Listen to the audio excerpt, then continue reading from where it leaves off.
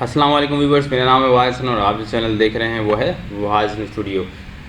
अब आप पूछेंगे फिर एक्सटर्नल क्यों इस्तेमाल होती है? जब ये सारा काम इतना आसान हो चुका था तो एक्सटर्नल फ़ाइल बनाने की क्या ज़रूरत थी? अच्छा, मैं इस पेज को कर देता हूँ नॉर्मलाइज़, ताकि आप समझ सकें कि आखिर क्या ज़रूरत पड़ी हमारे पास एक्सटर्नल फ़ाइल लाने की। ठीक है, तो मैं नॉर्मलाइज़ कर दूँ, जैसा पेज होता है हमारा बेसिक वैसे ही कर लेता हूँ सब कुछ। यहाँ पर हमने इस तरह कर दिया, बिल्कुल बेसिक पेज कर दिया और इसको रिफ्रेश कर लेता हूँ।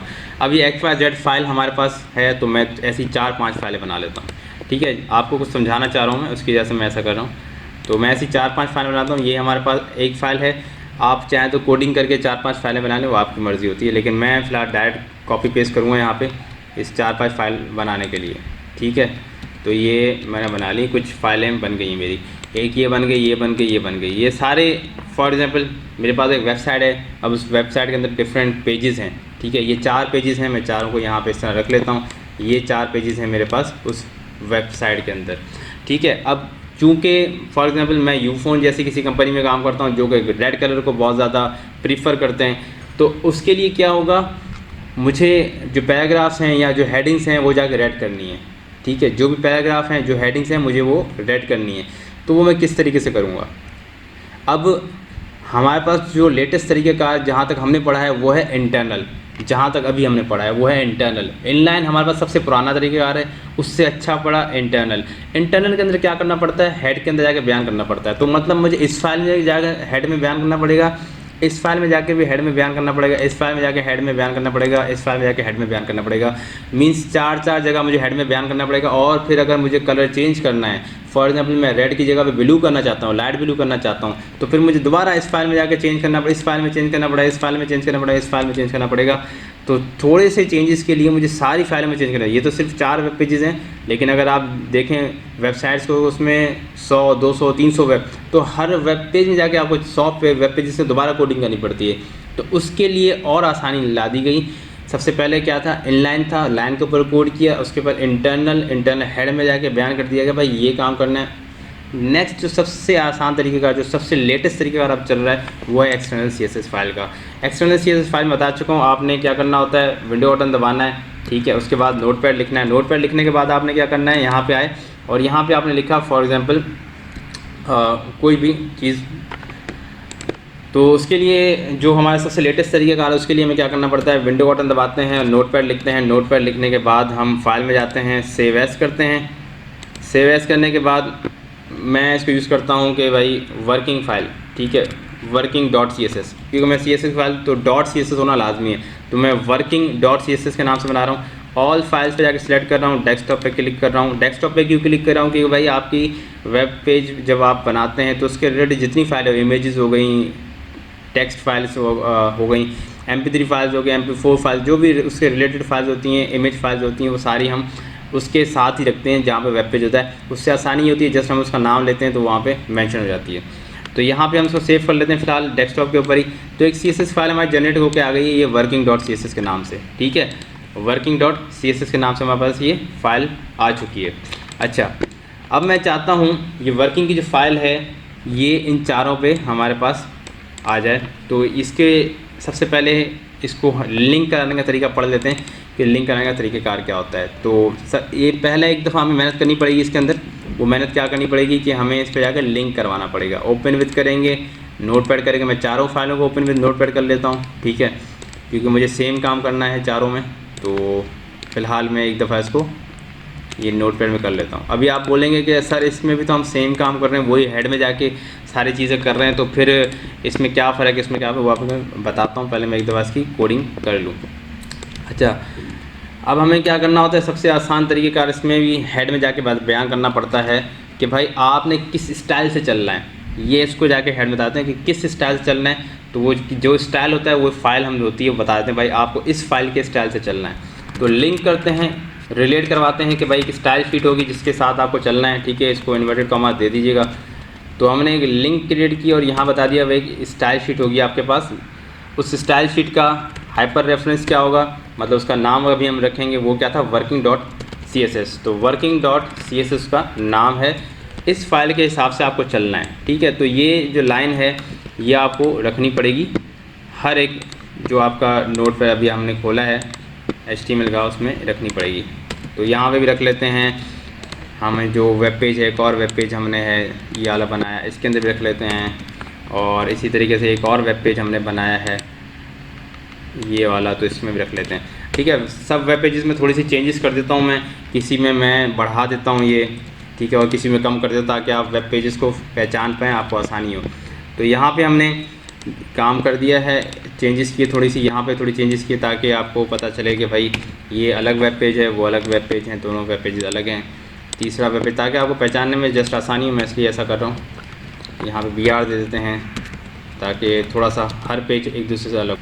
तो इसको हम थोड़ा सा चेंज कर लेते हैं, इसमें मैंने BR दे दिया है। ठीक है, इस BR को हम यहाँ पे दे देते हैं, इस तरीके से 2-3 BR देते हैं ताकि बिल्कुल अलग वेब पेज नज़र आए।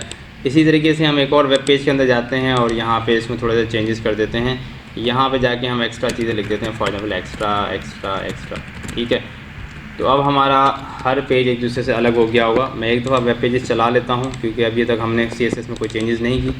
तो एक दफ़ा सारे वेब पेजेस भी चला लें ताकि आप देख सकें और मैं आपको फिर समझा सकूँ आसानी से। तो सारे वेब पेजेस अलग हो गए हैं अब। ठीक है, तो इसको कर लेते हैं, ये 4 हमारे पास अलग अलग वेब पेजेस हो गए। ठीक हो गया। तो अब आते हैं हम अपनी जो टॉपिक था उसको वापस आते हैं कि हमारे पास आखिर क्या आसानी प्रोवाइड करता है एक्सटर्नल CSS और ये क्यों लेटेस्ट तरीक़ेकार है। तो हमने वंस मेंशन कर दिया, जस्ट एक दफ़ा इसको हमने एक लाइन में, जस्ट सिंगल लाइन में मेंशन कर दिया, लिंक करवा के कि भाई एक आपके पास रिलेशनशिप है किस चीज़ का, भाई स्टाइल शीट का, वो किस नाम से है, हाइपर रेफरेंस में जाके उसका नाम दे दिया हमने। ठीक है, बस ये चीज़ हमने उसके दिमाग में फिट कर दी कि भाई अब आपको जिस स्टाइल शीट में मुताबिक चलना है उसका नाम ये होगा, उस स्टाइल शीट के मुताबिक आपने चलना है, जस्ट सिंगल। अब यहाँ पे हम आते हैं और याद करते हैं हमारे पास लिखने का तरीका, जो एलिमेंट सेलेक्टर में हमारे पास लिखने का तरीका होता है वो क्या होता है। पैराग्राफ में आए और यहाँ पे हम आने के बाद इसको देते हैं फॉर एग्ज़ाम्पल कलर ब्लू कर देते हैं या लाइट ब्लू कर देते हैं ताकि वो ज़्यादा आसान आपको समझ आ जाए।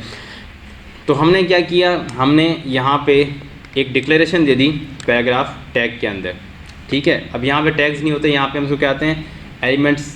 ठीक है, एलिमेंट सेलेक्टर। तो एलिमेंट सेलेक्टर मेथड के अंदर हमने बता दिया कि भाई ये डिक्लेरेशन है कि कलर जो है वो लाइट ब्लू हो जाए।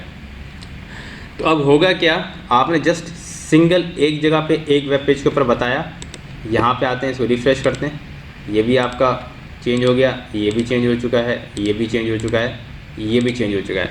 अब फॉर एग्जांपल आपको जो कंपनी है, जिस कंपनी में आप काम करते हैं, वो आपसे जो कहते हैं कि भाई इसका ये जो स्टाइल है ब्लू, लाइट ब्लू नहीं हो, ये हमारे पास रेड हो, तो आपने रेड कर दिया। बस जस्ट यहाँ पे रेड करना है आपने और ये सारे वेब पेजेस पे अप्लाई हो जाएगा क्योंकि हमने उसके दिमाग में डाल दिया है कि आपने कौन सी स्टाइल शीट के साथ चलना है। आपने H रेफरेंस में जो working.css मैंने नाम बताया है उसकी स्टाइल शीट के साथ आपको चलना है। तो यहाँ पे आप रिफ्रेश करेंगे तो ये सारे के सारे रेड हो जाएंगे। मीन्स वंस आपने मेहनत करनी है, एक दफ़ा आपने सबके जहन में डालना होगा भाई स्टाइल शीट के साथ चलना पड़ेगा। उसके बाद क्या करना पड़ेगा, एक्सटर्नल फाइल में जाके जस्ट इतनी सी कोडिंग करनी पड़ेगी। इसमें कोई भी आपका सवाल हो सकता है कि इसके अंदर हमारे पास स्टार्टिंग वो तो HTML होता है, हेड होता है, बॉडी, वो उसमें आएंगे, इसमें नहीं आएंगे, इसमें कुछ भी नहीं आएगा। इसमें जस्ट लिखने का यही तरीका होता है कि आप डायरेक्ट आगे लिख दें। आपको हेडिंग्स चेंज करनी है तो आपने जो हेडिंग दी H1 उसको चेंज करना चाहते हैं उसको चेंज कर लें। यहाँ से आप लाएँ, उसका कलर दे दें, फॉर एग्जाम्पल खाकी कलर देते हैं हम उसको। तो इसको जो हम कलर दे रहे हैं वो खाकी दे रहे हैं और यहाँ पे इसको क्लोज कर देते हैं। अच्छा, यहाँ पे इन्वर्टेड कॉमास को हम यूज़ नहीं करते हैं, ये जस्ट ऐसे ही यूज़ होता है। अच्छा, हम यहाँ वापस आते हैं और यहाँ पे चेक करते हैं कि हमारे पास ये अफेक्ट कर रहा है, खाकी आ रहा है, जी बिल्कुल ये भी आ रहा है हमारे पास।